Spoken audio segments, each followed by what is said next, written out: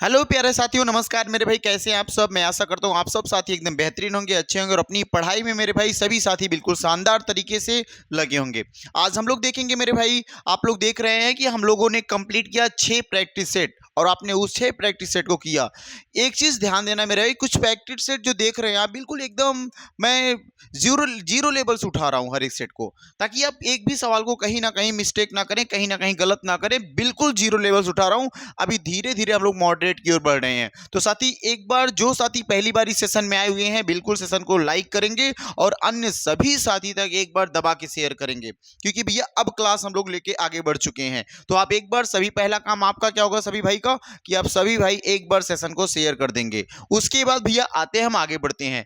आज थोड़ी सी क्लास हम थोड़ा फास्ट रखेंगे भैया, इसमें देखना आप भी साथ साथ जवाब देते जाना, ठीक है? आ जाओ आगे। आज सेशन नंबर है भैया 7, ठीक है? 7वीं प्रैक्टिस सेट हो जाएगी और ये डेली क्लास सुबह 9 बजे चल रहा है ना भाई? ये सुबह में भैया मॉर्निंग में 9 बजे ये क्लास चलती है। कहाँ मिलता है? Hindi by Raj sir YouTube channel पे आपको क्लास मिलेगी। तो बिल्कुल साथी सभी जुड़ने का प्रयास करें। आ जाओ मेरे भाई आगे। आज के सवाल में पहला देखो कि इनमें से कौन सा वर्ण अघोष महाप्राण है? तो याद रखना, अघोष वर्ण किसे कहते हैं? प्रत्येक वर्ग का पहला और दूसरा वर्ण, पहला और दूसरा वर्ण क्या होगा सर? पहला और दूसरा वर्ण अघोष कहलाता है। महाप्राण किसे कहते हैं? प्रत्येक वर्ग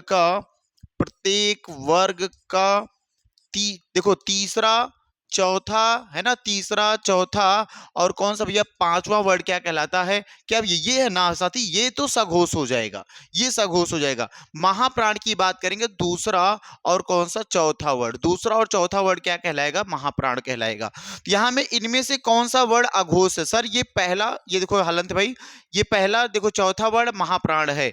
सर अघोष की बात किया, अघोष पहला दूसरा वर्ड, तो पहला वर्ड है लेकिन अघोष नहीं है सर। ये पहला वर्ड सर, ये ऑप्शन नंबर आपका डी इसका राइट आंसर हो जाएगा। नेक्स्ट सवाल पे आते हैं। इनमें से कौन सा शब्द जातिवाचक संज्ञा का है? बिल्कुल बताएंगे साथी, साथ जातिवाचक संज्ञा कौन सा है? मनुष्य भैया, परिवार, परिवार क्या हो जाएगा? एक समूह की बात कर रहा है। मोहन एक नाम है सर, जातिवाचक होगा कि मोहन व्यक्तिवाचक होगा? बोलो सर। मोहन एक नाम है, मोहन एक व्यक्तिवाचक संज्ञा होगा। कृष्ण एक नाम है सर, एक व्यक्तिवाचक संज्ञा होगा। जब तक अगर मनुष्य की बात करेंगे, ढेर सारे मनुष्य की बात होगी यहाँ पे, तो सर मनुष्य क्या हो जाएगा? तो बोलोगे सर एक मनुष्य जाति का बोध कराता है, इस वजह से मनुष्य को हम जातिवाचक संज्ञा के अंतर्गत रखेंगे। मनुष्य को किसके अंतर्गत रखेंगे मेरे भाई? जातिवाचक संज्ञा के अंतर्गत रखेंगे। आचार्य का पुल्लिंग शब्द है, तो भैया आचार्य अपने आप में क्या बोलोगे सर? आचार्य अपने आप में कैसा वर्ड है? स्त्रीलिंग है। आचार्य कैसा साथी? स्त्रीलिंग है। और इस स्त्रीलिंग का हो जाएगा क्या? गुरु होगा? नहीं सर, आचार्य होगा। क्या होगा सर? आचार्य होगा। शिक्षक का शिक्षिका होगा, है ना? शिक्षक का शिक्षिका होगा। आर्य नहीं, कोई शब्द नहीं बनेगा। आज भैया नेक्स्ट सवाल पे, निम्नलिखित में से एक वचन शब्द कौन सा है? बिल्कुल जवाब देंगे साथी, एक वचन शब्द कौन सा इसमें से हो जाएगा आपका, बताना। क्या दर्शन एक वचन है? घर एक वचन भी है? नदी, सर नदी एक वचन के रूप में प्रयोग करते हैं। बहुवचन के रूप में, हमेशा बहुवचन के रूप में प्रयोग किए जाने वाला शब्द कौन सा? दर्शन है। घरों, घर सर ये नहीं है, बहुवचन है। लताओं, लता सर बहुवचन है। तो सदैव एक वचन में प्रयोग किए जाने वाला वर्ड कौन सा? नदी हो जाएगा। नेक्स्ट सवाल पे आते हैं।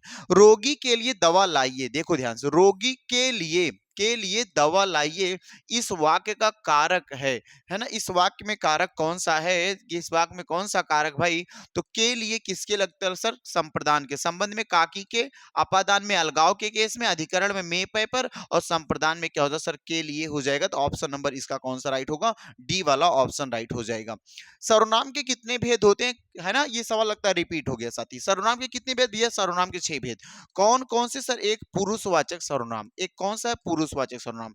दूसरा कौन सा सर? एक निश्चयवाचक सर्वनाम है, एक निश्चयवाचक सर्वनाम है। अगला कौन सा सर? अनिश्चयवाचक भी सर्वनाम होता है ना मेरे भाई? अनिश्चयवाचक सर्वनाम है। और कौन सर? संबंध, देखो संबंधवाचक भी है क्या सर? संबंध भी हो जाएगा।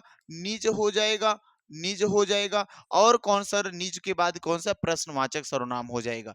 हमने बताया था मूल सर्वनामों की संख्या कितनी है सर? मैं तू इसमें देखो 3 बताए, उत्तम, मध्यम और प्रथम पुरुष आएगा। सर निश्चय में यह वह लगा देते हैं, यह वह ये वे, ठीक है? अनिश्चय में सर कोई कुछ, है ना? कोई कुछ, ऐसा लगा सकते हो आप, कोई कुछ हो जाएगा भैया, संबंध में क्या हो जाएगा, जो सो हो जाएगा। क्या लिखोगे साथी, जो सो लिखेंगे। निज में सर, निज में खुद के लिए बात की जाएगी, आप में स्वयं की बात जहां पे की जाती है वो निजता का बोध करवाता है।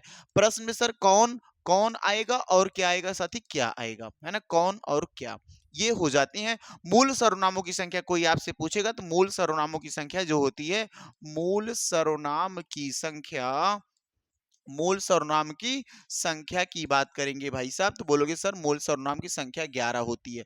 11 कौन है, मैं, तू, यह, वह, कोई, कुछ, जो, सो, आप, कौन, क्या, ये 11 सर्वनाम मूल सर्वनाम है। और सर्वनामों के भेद कितने, 6। किसी कार्य को करने या होने का बोध जहां पे होता वहां पे क्रिया होती है। जहां पे किसी कार्य का होने या करने का बोध होता मेरे भाई, वहां पे क्या होता, बोलोगे क्रिया हो जाएगा। नेक्स्ट सवाल आता है, न्यूनतम विशेषण की कौन सी अवस्था है, बिल्कुल याद रखेंगे। एक तो होता मूलावस्था, एक मूल अवस्था, और एक सर उत्तमा उत्तर अवस्था, है ना, उत्तरावस्था, और एक होता है उत्तमावस्था।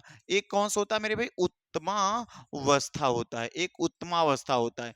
मूलावस्था, मूलावस्था होता, ध्यान देना यहाँ पे भाई, एक होता मूलावस्था। अब मूलावस्था कौन सी है सर, मूलावस्था देखो वैसे लगा रहे, लेकिन इसमें तर लगा देते हैं, और इसमें सर उत्तमा में सर तम लगा देते हैं। जैसे मैं यहाँ पे देखो न्यून लिखा गया ना, जैसे यहाँ पे देखो न्यून लिखा गया, जैसे मैं लिखता हूँ ये निम्न, है ना, निम्न, तो ये निम्न है, और यहाँ पे लगाएंगे अगर हम उत्तमा उत्तरावस्था में, तो हो जाएगा निम्न तर, और एक यहाँ पे क्या लगाओगे सर, निम्नतम हो जाएगा, क्या, निम्नतम हो जाएगा। जैसे यहाँ पे एक और वर्ड में लिखता हूँ क्या, लघु, क्या लिखता हूं साथी, लघु, लघु का हो जाएगा भैया क्या, लघुतर, क्या लिखोगे, लघुतर लिखेंगे, ठीक है, लघुतर लिखेंगे। और यहाँ क्या लिखोगे, लघुतम लिखोगे, ठीक है ना, लघुतम लिखोगे। आगे आ जाओ साथी, यहाँ न्यून का है तो न्यून में लिखेंगे न्यून हो जाएगा, और न्यून से क्या बनेगा, न्यूनतर, क्या बनाओगे भाई, बोलोगे सर न्यूनतर बनाएंगे। और क्या बनाएंगे सर, यहाँ पे न्यूनतम बनाएंगे। तो यहाँ पे बताओ, पूछा है कि न्यूनतम किस में आएगा, तो सर न्यूनतम उत्तमा अवस्था में आएगा, और उत्तमा अवस्था कौन सा विकल्प सही होगा सर, ऑप्शन नंबर डी इसका राइट आंसर हो जाएगा। नेक्स्ट सवाल पे आते हैं, हर्ष, दुख, घृणा, पीड़ा इत्यादि मनोभावों को व्यक्त करने वाले शब्दों को क्या, भैया जब हर्ष होगा, दुख होगा, घृणा होगी, पीड़ा होगी आपको, तो उसमें से कौन से मनोभाव को व्यक्त करते हैं सर, समुच्चय बोधक नहीं कर सकते, अव्यय नहीं है, निपात नहीं, सर विस्मयादि बोधक सही हो जाएगा। विस्मय की बात की जाती है ना, जैसे कहते हैं अचानक कोई घटना घट जाए जो अभी पूरी तरीके से, है ना, कहते हैं वो मर गया, तो जगह अभी भैया हम उनसे मिल के आए वो, लेकिन अभी आते वक्त वो क्या हो गया भैया, मर गए। तो एक ऐसी घटना जो बिल्कुल आश्चर्यचकित कर दे आपको, वो ऐसी घटना को किसमें, विस्मयादि बोधक के अंतर्गत रखते हैं। रज्जु शब्द का तद्भव रूप क्या, रज्जु का सर, रज्जु एक तत्सम शब्द है। रज्जु कैसा शब्द भैया, रज्जु एक तत्सम शब्द है, और इस रज्जु शब्द का जो होता है वो क्या होता है, रस्सी होता है। रज्जु शब्द का क्या होता है सर, रस्सी होता है। आगे आ जाओ, इनमें से कौन सा उपसर्ग अरबी और फारसी का है, बताओ सर, उप हिंदी का है सर, कु हिंदी का है सर, पर हिंदी का ना, ऐसा उपसर्ग है साथी, ना जो है वो कैसा है, बोलोगे सर नालायक, क्या हो जाएगा भैया, ये हो जाएगा किसका उपसर्ग, तो बोलोगे ये आंसर आपका है, और ये किसका उपसर्ग सर, अरबी और फारसी का है। प्रति प्लस आघात का संधि विच्छेद क्या होगा, प्रति प्लस आघात टूटा, हाँ अभी आपने देखा होगा सर, संधि की क्लास में मजेदार क्लास है सर, प्रति प्लस क्या भैया, आघात है, आघात है। यहां से निकालोगे प्रत, और क्या मिलेगा भैया, ई मिलेगा, और ये देखो आ प्लस क्या बना सर, घात बना, तो बोलोगे सर ई और आ मिलके क्या बनता है, ई और आ मिलके या हो जाएगा, और देखो ई ई या में कन्वर्ट होता, और इस पे ऊपर लगेगा ये, तो लिखो सर प्रवाधता, और ये लगेगा या, और यहाँ पे देखो घात लिखेंगे सर, ये हो जाएगा प्रत्याघात। जब भी मेरे भाई ई या में कन्वर्ट हो जाए और उ वा में कन्वर्ट हो जाए, वो संधि कौन सी होती है, बोलोगे साथी, वो संधि का नाम है यड़ संधि। वो संधि का नाम क्या है मेरे भाई, यड़ संधि है। पूरी संधि आपको रिपीट करवा दूं 2 मिनट के अंदर, 2 मिनट का टाइम दो भाई, तो पूरी संधि रिपीट। भैया दीर्घ संधि में क्या होता है, दीर्घ संधि में अपने आप का बड़ा होगा, चाहे आ मिल जाए तो बड़ा आ तुमको दिखेगा बीच में, बड़ी ई दिखेगा मेरे भाई, बड़ा ऊ दिखेगा। बीच में क्या दिखेगा? बड़ा आ, बड़ी ई, बड़ा ऊ दिखेगा। जबकि अगर मैं गुण संधि की बात करूंगा, अगर मेरे भाई गुण संधि की बात करोगे तो क्या होगा? बोलोगे सर वहां बीच में आ प्लस ई मिलके क्या बनता है? बीच में आ प्लस ई मिलके ए बनता है।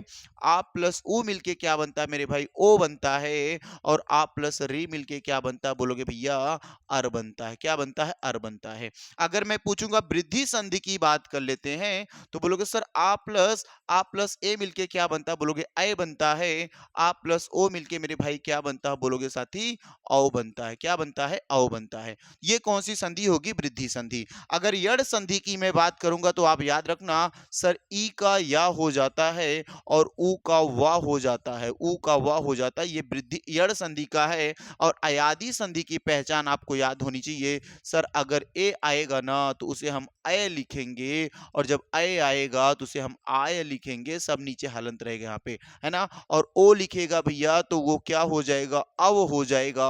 और आओ लिखेगा तो क्या हो जाएगा साथी? बोलोगे भाई साहब आओ हो जाएगा। सबके उदाहरण आप बता ले जाओगे। अगर ऐसे एक और उदाहरण मैं बताता हूं तो सर लिख सकता हूं इति प्लस आदि। क्या लिख सकता हूं मेरे भाई? इति प्लस आदि। और क्या बनेगा सर? यहां से ई हो जाएगा और ये आदि को है प्लस दी लगा देता हूं, और आगे क्या सर? इत वर्ड हो जाएगा। ये ई किस में कन्वर्ट होगा सर? ई या में कन्वर्ट होगा।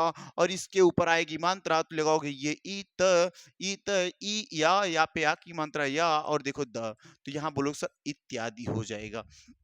क्या हो जाएगा मेरे साथी? इत्यादि हो जाएगा। और एक उदाहरण लिख सकते हो प्रतिधन एक। क्या लिख सकते हो? प्रतिधन एक। यहां देखो प्रतिधन एक, तो सर देखो प्र और त एक हो जाएगा। क्या लिखोगे? प्रत्येक हो जाएगा। ठीक है ना भैया। निधन ऊन लिख सकते हो, निधन ऊन लिख सकते हैं सर। निधन ऊन हो जाएगा, न्यून हो जाएगा, निधन ऊन। ठीक है। ये बहुत से उदाहरण आप इत्यादि के बता सकते हो। बहुत ढेर सारे उदाहरण है किसके? यड़ संधि के। यहाँ पे ऑप्शन कौन सा राइट है सर? प्रत्याघात ए वाला राइट आंसर हो जाएगा। नेक्स्ट सवाल पता है निष्फल का असही क्या होगा सर? निष्फल ये हमने किया सर। निष्फल को निःफल लिख सकते हैं। देखो निह निह निह प्लस चय हो जाएगा, निह प्लस छल हो जाएगा। याद आ रहा होगा सर ये कौन सी संधि सब दर्शा रहा? सर यहाँ पे ये देखो राइट आंसर है। सबके सब कौन सी संधि दर्शाएंगे? सबके सब मेरे साथी विसर्ग संधि के उदाहरण है। किस संधि के उदाहरण है? विसर्ग संधि के उदाहरण है। यदि आपको संधि अभी भी कंफर्म नहीं है, क्लियर नहीं है, तो मेरे भाई रात्रि में क्लास लगी हुई है संधि की। रात्रि में क्लास डेली चल रही है 9 बजे, तो आप 9 बजे वाली क्लास को छोड़े मत। एक बार साथी आप जरूर देखें। देखने के बाद आपको समझ आ जाएगा सर संधि एक ही बार पढ़नी है, दोबारा संधि नहीं पढ़नी है। बस आ जाओ नेक्स्ट सवाल पे। आगे आते हैं सर प्रतिक्षण शब्द में कौन सा समान? प्रतिक्षण सर यहाँ पे प्रति उपसर्ग लगा सर, प्रथम पद अव्यय है और वही पद की प्रधानता होती जहां पे, वहां पे कौन सा समास होता है सर? अव्ययी भाव समास होता है। बहुमत का विलोम शब्द क्या होगा सर? बहुमत अल्पमत। बहुमत का क्या होगा? अल्पमत होगा। बिल्कुल शानदार शानदार जवाब है। बहुत आसान से फटाफट करते चलेंगे। विधिक का पर्यायवाची शब्द कौन सा है? उल्टी दिशा सर नहीं। वैदिक हो सकता है, कानूनी हो सकता है, ज्ञात हो सकता है। तो विधिक का अर्थ ही मेरे भाई क्या हो जाएगा? विधिक का अर्थ ही होता है कानूनी रीति रिवाज, है ना। विधिक है ना, विधि विधान से, कानूनी रूप से। तो कौन सा सही होगा? Option number C. इनमें से कौन सा शब्द घट शब्द का अर्थ नहीं है? बताओ। इसमें से इसका मतलब तीन तो हैं, लेकिन घट शब्द का कोई एक ऐसा है जो अर्थ नहीं है। तो ऑप्शन नंबर कौन सा सही होगा सर? घट का मतलब मन होता है, घट मतलब शरीर भी होता है, और घट मतलब घड़ा भी होता है, लेकिन घट माने समूह नहीं होता। तो ये आपका राइट आंसर यहाँ पे क्या होगा साथी? ऑप्शन नंबर डी हो जाएगा। जिसका अनुभव किया गया हो के लिए एक शब्द क्या होगा? अनुभव, अनुभवी, अनुभव योग्य, अनुभूत। जिसका अनुभव किया गया हो उसको क्या कहते हैं आप? बोलो भैया मेरे भाई बताओ। जिसका अनुभव किया गया उसे क्या कहते हैं? बोले कि सर अनुभाव कहते हैं, अनुभवी कहते हैं, अनुभव योग्य कहते हैं, अनुभूत कहते हैं। तो राइट आंसर क्या होगा मेरे भाई? अनुभूत कहते हैं। ठीक है, आ जाओ आगे। यहाँ प्रदर्शित वस्तुओं को छूना मना है। मतलब कोई वस्तु रखी गई है प्रदर्शनी में और वहां पे जाओ, यहाँ प्रदर्शित माने यहाँ जो कुछ भी दिखाई दे रहा आपको, जो भी कोई वस्तु दिखाई दे रही मेरे भाई, उसको छूना छूना मना है। लिखा रहता ना यहाँ कैमरा, यहाँ फोटो खींचना मना है, तो वहां पे किस बात का बोध हो रहा है साथी? तो बोलोगे यह किस प्रकार का वाक्य है साथी? जहां पे किसी चीज को नकारा जाए, करने से मना किया जाए, वहां पे निषेधवाचक होता है ना, निषेधवाचक वाक्य होता है। संकेत इशारा नहीं किया जा रहा सर, विधान कोई नहीं है सर, प्रश्न की भी बात नहीं की गई, तो यहाँ पे कौन सा हो जाएगा? निषेधवाचक वाक्य है। वर्तनी की दृष्टि से दिए गए विकल्पों में अशुद्ध छांटिए। उपर्युक्त, देखो ये उपर्युक्त बिल्कुल ठीक है। देखो पूजनी, पूजनी बिल्कुल ठीक है मेरे भाई। महीना बिल्कुल सही है। कभी कभी गलती से महीना आप छोटी की मात्रा लगाते हो, ये सर पूरी तरीके से असत्य है। व्यंग वर्ड क्या है? गलत है। एक बार साथी कमेंट में लिखेंगे व्यंग कैसे लिखा जाएगा, बोलेंगे सर ये देखो व्यंग इस तरीके से। कैसे लिखा जाएगा? व्यंग इस तरीके से लिखा जाएगा। ठीक है ना मेरे भाई, आ जाओ आगे, नेक्स्ट सवाल की ओर आते हैं। देखो प्रस्तुत पंक्ति को पूर्ण करने के लिए दिए गए विकल्पों को सही का चयन कर रिक्त स्थान को भरो। एक खाली स्थान, मोतियों से, क्या भैया खाली स्थान? एक बूंद मोतियों से जड़ा, नहीं हो सकता। एक थाल मोतियों से जड़ा, एक जाल मोतियों से जड़ा, एक घड़ा मोतियों से खड़ा। बताओ, एक घड़ा मोतियों से खड़ा? नहीं भैया, एक घड़ा मोतियों से खड़ा नहीं हो सकता। एक घड़ा मोतियों से खड़ा बिल्कुल राइट आंसर ये नहीं हो सकता आपका। क्या होगा भैया? एक जाल मोतियों से, सर जाल में क्या मोती जड़ेंगे? नहीं जड़ सकते। एक बूंद जड़ा, सर बूंद से भी नहीं जड़ सकते, तो कौन सा राइट होगा? सर बी वाला हो जाएगा, थाल से जड़ा होगा। ठीक है भाई, आ जाओ। लड़के ने पुस्तक पढ़ी, वाक्य का काल क्या? लड़के ने पुस्तक पढ़ी, इससे क्या लग रहा भैया? लड़के ने पुस्तक पढ़ी का अर्थ निकल पुस्तक पढ़ चुका होगा। ये देखो हो रहा ना, सेंस क्या निकल कर रहा? लड़के ने पुस्तक पढ़ी, पढ़ी है ना? मैंने हमने कहा भैया ये वाली बुक हमने क्या कर ली? पढ़ डाली है। इसका मतलब मैं इसको पढ़ डाला, ये काम पूरा हो चुका है। और जब काम पूरा हो चुका भैया, तो सामान्य वर्तमान है, पूर्ण वर्तमान है। बोलोगे सर संदिग्ध की बात नहीं करेंगे, संभाव्य की बात नहीं करेंगे। सामान्य वर्तमान अभी अभी जब बात होती है, तो वहां पे सामान्य वर्तमान हो जाएगा। जब अभी अभी बात की जाएगी मेरे भाई, तो वहां पे क्या होगा? सामान्य वर्तमान होगा। क्या सामान्य वर्तमान यहाँ पे सही मारेंगे कि आप पूर्ण? तो बोलोगे सर अभी अभी नहीं हुआ है, काम हो चुका है, तो यहाँ पे कौन सा मारेंगे? ऑप्शन नंबर बी आपका बिल्कुल मेरे भाई राइट जवाब हो जाएगा। नेक्स्ट सवाल की ओर आते हैं। इनमें से कर्तवाच्य का उदाहरण कौन सा? कर्तवाच्य, जहां पे कर्ता के द्वारा कोई काम किया जाता है, संपन्न किया जाता है, वहां पे कर्तवाच्य होता है। बोलेंगे भारत ने एक नया उपग्रह छोड़ा, मां ने बेटी को पुकारा, है ना? अभी पुकारने का काम मां से किया जा रहा है। लेकिन श्याम के द्वारा पुस्तक पढ़ी गई, सर द्वारा नहीं लगाएंगे इसमें, ठीक है ना? उपरोक्त में से सभी क्या सभी हो सकते हैं? नहीं सर। भारत ने एक उपग्रह उपग्रह छोड़ा, छोड़ने का काम किसने किया? सर छोड़ने का काम भारत ने किया, तो ये option number A right answer हो जाएगा। घृणा, आश्चर्य, हर्ष आदि भावों को व्यक्त करने वाले शब्दों के साथ किस चिन्ह का प्रयोग करते हैं? अभी ऐसा सवाल आया था भैया, किसके अंतर किस में आएगा, किस कौन सा वाक्य होगा? तो वहां पे बताया गया विस्मयादि बोधक, लेकिन यहाँ पे किस चिन्ह का? सर उद्धरण चिन्ह भैया नहीं, विस्मयादि बोधक चिन्ह। और विस्मयादि बोधक चिन्ह कौन सा? सर ये वाला है, विस्मयादि बोधक चिन्ह। सर अर्धविराम ये है, कोष्टक तो ये छोटा है, ये मजला है, और ये बड़ा कोष्टक है। उद्धरण चिन्ह क्या होता है? सर इस तरीके से उद्धरण चिन्ह लगाएंगे। आ जाओ मेरे भैया, विवरण चिन्ह भी उस तरीके से होता है। पस्त होना का अर्थ क्या है? पस्त सर बदल जाना नहीं भैया, भूखा रहना नहीं, मौज कुड़ाना नहीं भैया, पस्त होना माने हार जाना। पस्त माने क्या हो जाएगा? सर हार जाना। आगे आते हैं। नौकरी खाला का घर नहीं, इस मुहावरे का क्या अर्थ है? बिल्कुल सही बात है कि भैया नौकरी की खाला का घर नहीं है कि आए 2 घंटा पढ़े और 15 मतलब 2 घंटा महीने में 2 महीने में पढ़ लिए और सिलेक्शन हम पहले लिस्ट में सोचे, तो इम्पॉसिबल है। जो लड़का रात दिन मेहनत कर रहा है, 30 के 30 दिन मेहनत कर रहा है भैया, कोई उसके लिए त्योहार कोई छुट्टी उसके लिए इंपॉर्टेंट नहीं है, तो वो पाएगा नौकरी, वो पाएगा सिलेक्शन, उसके लिए मेहनत होगी।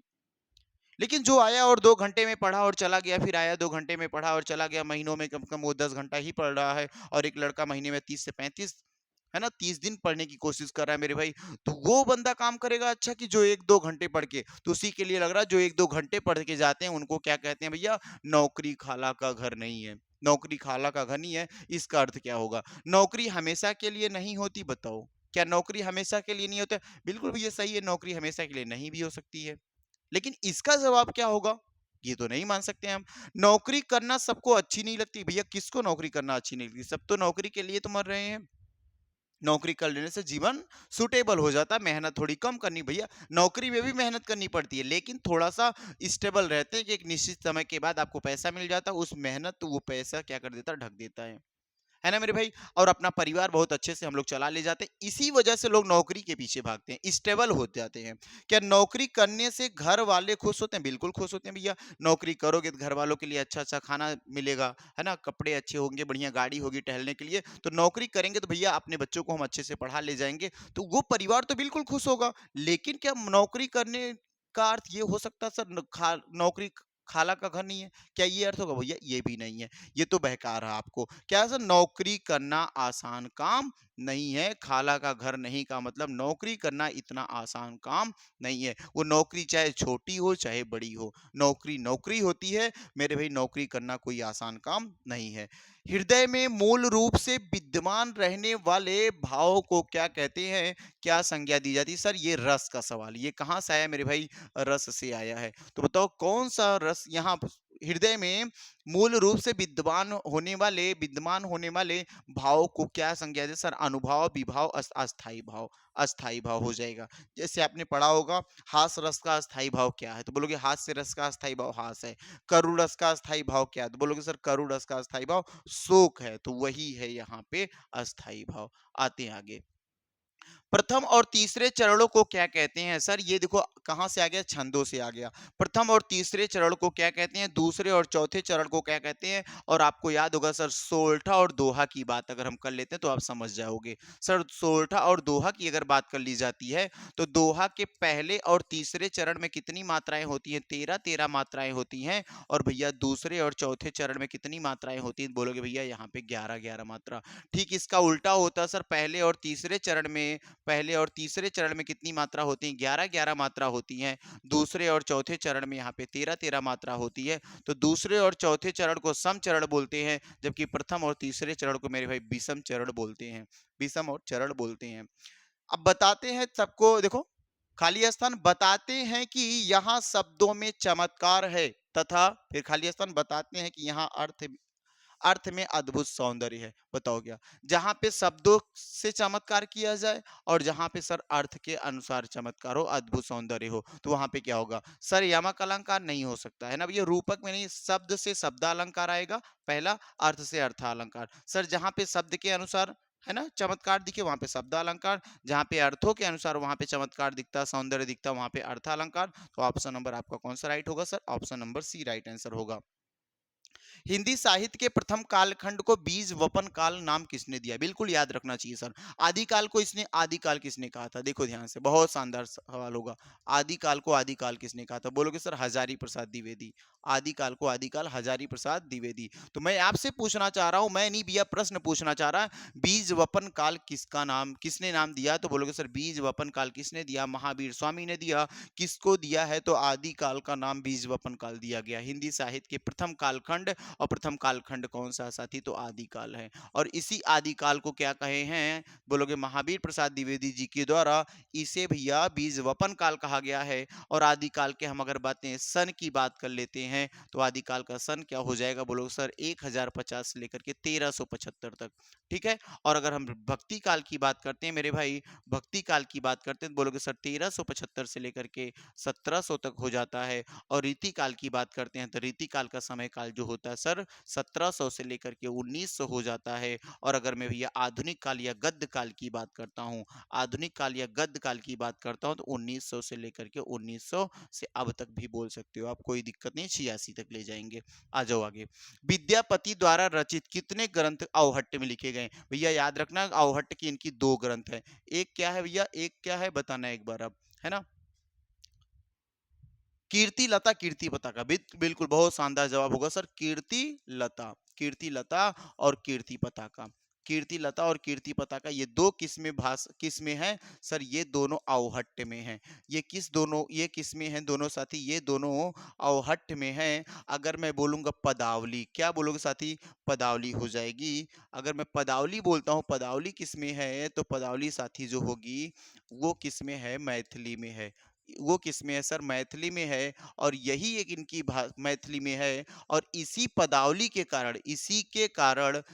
के कारण इन्हें क्या मिली है? उपाधि मिली है। कौन सी? मैथिल कोकिल की। इन्हें कौन सी उपाधि मिली सर? मैथिल कोकिल की उपाधि मिली है। तो विद्यापति का क्या मैथिल कोकिल के नाम से भी जानते हैं। किस रचना से इन्हें मिली भैया? पदावली से मिली है और पदावली में क्या भैया? मैथिली भाषा में लिखे जाने की वजह से है। आ जाओ नेक्स्ट सवाल।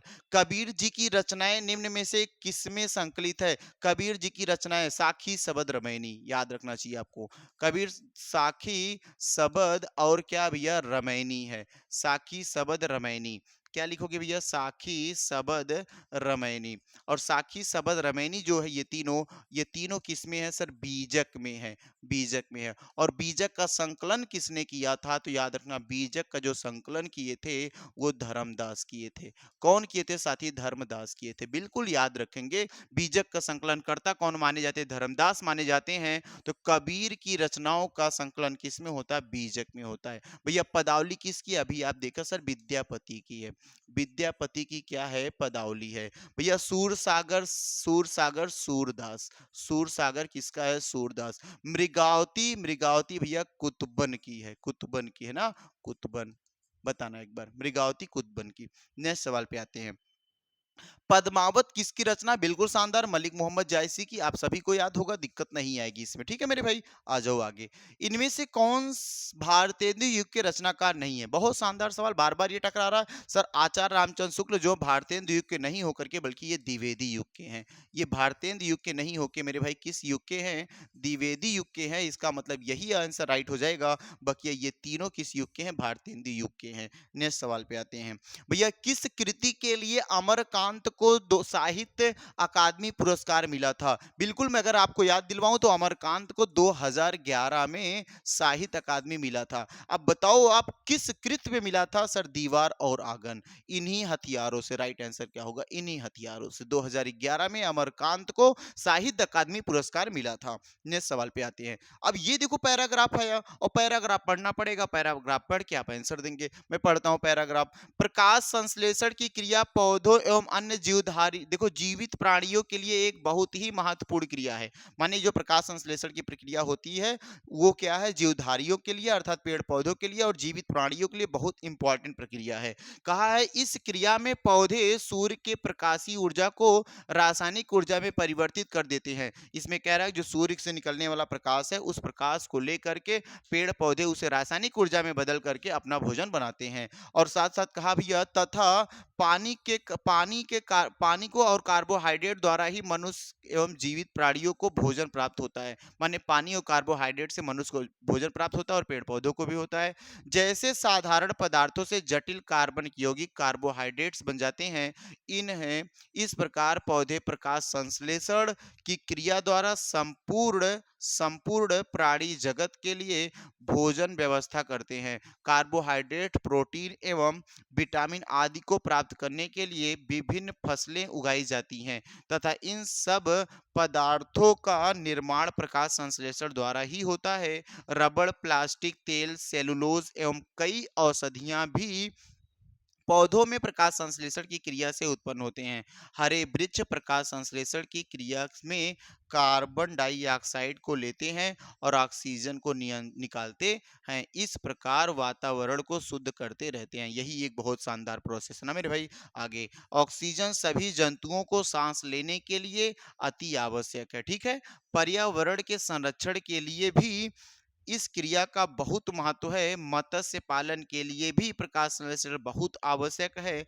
जब प्रकाश संश्लेषण की क्रिया धीमी हो जाती है तो जल में कार्बन डाइऑक्साइड की मात्रा क्या हो जाती? बढ़ जाती। बहुत इंपॉर्टेंट लाइन है कि भैया जब देखो, जब जल में कार्बन डाइऑक्साइड की मात्रा बढ़ जाती है तब वो प्रकाश संश्लेषण क्रिया धीमी हो जाती है। इसका 5 सीसी प्रति लीटर से अधिक होना मत्स्य पालन हेतु हानिकारक है। आ जाओ आगे देखते हैं।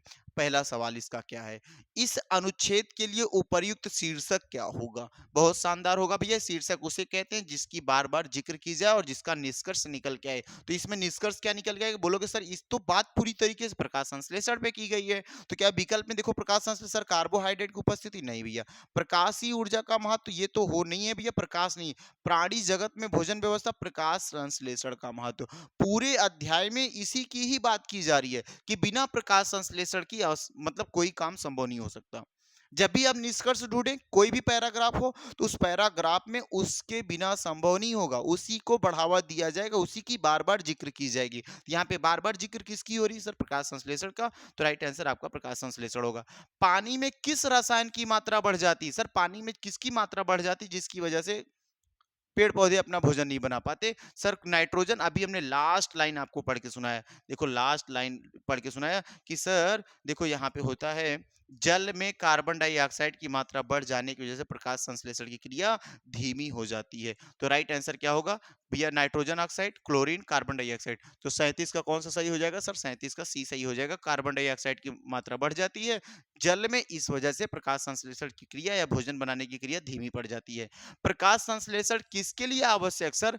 प्राणी जगत की भोजन व्यवस्था के लिए, उपरोक्त में से सभी के लिए, मछलियों के पालन के लिए, औषधियों भैया औषधि भी निर्माण में, मछली पालन में भी, प्राणी जगत के भोजन के लिए, उपरोक्त में से सभी ऑप्शन क्या है इसमें से आपके राइट हो जाएंगे। आगे आएंगे प्रकाश संश्लेषण की क्रिया कहाँ होती है भैया? कहाँ होती है? हवा में होती है? बिल्कुल होती है हर एक पौधे में भैया। पहाड़ों पे भी होती है? पहाड़ों में सर मिट्टी में नहीं होती है ना। हवा में होगी, हर पेड़ पौधों में होगी, पहाड़ों में होगी। कहाँ पे होती है बोलो? मिट्टी में होती है, पेड़ पौधों में होगी भैया। कौन सा राइट आंसर इसमें हो जाएगा सर? यहाँ सब उल्टा पुल्टा हो गया।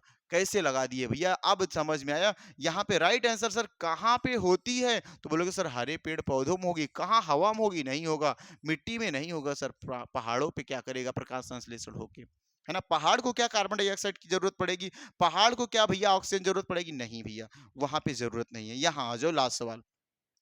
प्रकाश संश्लेषण होने के लिए किसकी आवश्यकता नहीं है? बताओ किसकी आवश्यकता नहीं है? सर मिट्टी, कार्बन डाइऑक्साइड आवश्यकता है, जल की भी है, प्रकाश की भी है। किसकी जरूरत नहीं है भैया? मिट्टी की। और इन्हीं तीनों चीजों को हम प्रकाश संश्लेषण की कच्ची सामग्री के नाम से भी जानते हैं। बिल्कुल आपको बहुत ही शानदार सेशन लगा होगा। जो भाई अभी पहली बार देख रहे हैं वो हिंदी भाई राज सर यूट्यूब चैनल से अगर आप चाहते हैं तो आप बिल्कुल मेरे भाई यहाँ से आप जाएंगे डिस्क्रिप्शन पे, और उस डिस्क्रिप्शन में ऐसे लिंक दिया गया होगा, और उस लिंक से आएंगे तो ये जितनी भी मैं क्लास करवा रहा हूँ इसका जो पीपीटी नोट्स आपको चाहिए तो बिल्कुल यहाँ से आपको प्राप्त हो जाएगा। साथ ही आपका कमेंट बिल्कुल आना चाहिए कि आपके कितने रिजल्ट आए, ये 40 प्रश्न में आपके क्या रिजल्ट हैं, आप कितने प्रश्नों का सही जवाब दिए। तो सभी साथी बिल्कुल बताएंगे मेरे भाई। और सभी साथियों को मैं भैया ऐसे आगे और भी सेट लेके आ रहा हूँ, करवाऊंगा आपको।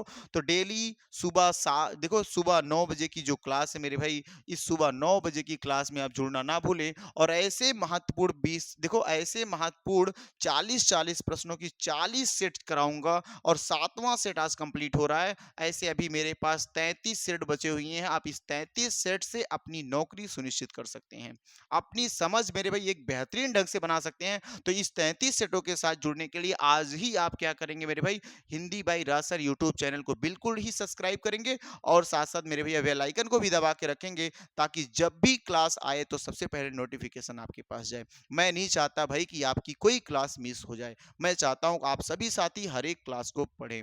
और मेरे भाई एक बार सभी भाई का काम है, एक भाई होने के नाते आप सभी भाई अपने अन्य सभी साथी तक एक बार दबा के सेशन को शेयर करेंगे, और ज्यादा से ज्यादा लोगों तक पहुंचाएं, ज्यादा से ज्यादा मेरे भाई सपोर्ट करें, ताकि ये क्लास आपके एकदम कुछ दिनों में बिल्कुल लाइव सेशन चलने लगे।